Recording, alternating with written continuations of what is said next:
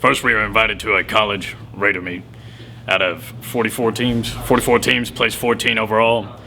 Our mission was myself and 10 others, 11-man team.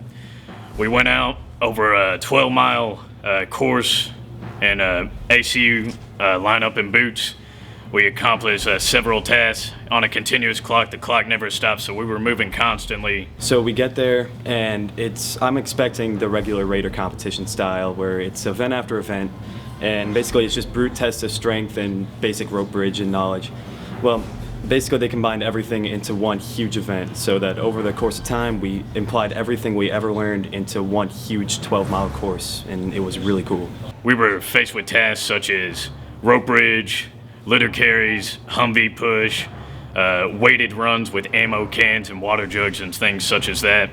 I'd say the most difficult part was probably the land navigation, because you had to calculate all your azimuths and things such as that. We also we were reconning a simulated militia terrorist organization that they had there called KIM, Kentucky Independent Militia.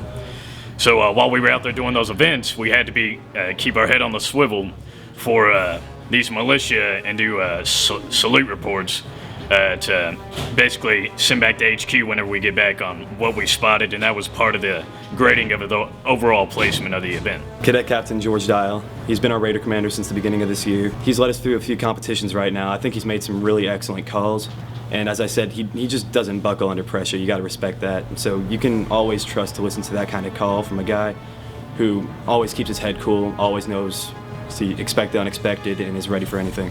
More significantly, they were the first JROTC Raider team to ever compete at a senior ROTC, 7th Brigade senior ROTC Ranger competition, not a Raider competition. So with that, I want to award this to the captain of the team, standing out here. I'm unbelievably proud of the team. They did a great job. It was an honor to be chosen as the first high school team to be put in a Best Ranger type competition with a university program. Again, like our cadet commander said, we were looking forward to maybe placing above dead last and maybe beating one university team out, and they worked hard towards the goal of possibly potentially beating one university team. And I think they worked so hard that I think they might have surprised themselves a little bit by placing 14th out of 44 teams, which is a commendable achievement, especially for a high school team. I was honored because I knew it was going to be a challenge no matter what.